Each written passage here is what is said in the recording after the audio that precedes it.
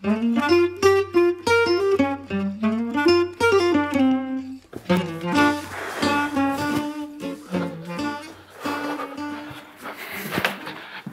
vabandust, ma magasin sisse.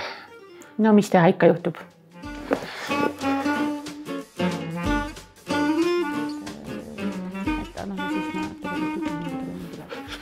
Tere, vabandust, mul auto ei läinud käima ja siis ma võtsin takso ja taksoga ma olin veel ummikus. Ühesõnaga...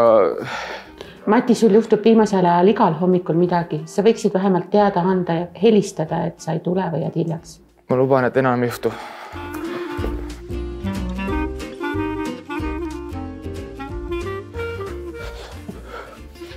Tere, vabandust, ma tõesti, mul auto lihtsalt ei lähe siiamaani tööle ja siis ma võtsin bussi, aga linnast väljast ma tulen. Tule siiapoole.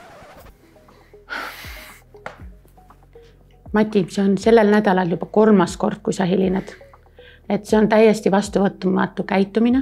Sa suhtud lugupidamatult nii minusse kui meie organisatsiooni. See ei sobi siia organisatsiooni mitte kuidagi.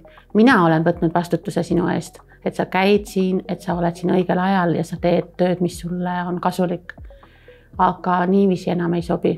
Kui see jätkub või kordub, siis me peame tõsiselt rääkima sellel teemal, et kas see praktikakoht on üldse sulle sobiv. Vabandan, ma luban, et ma edaspidi planeerin oma asju paremini ja järgmised korrad olen õigel ajal kohal. Ja küll, mine vaata oma ülesandeid tänaseid.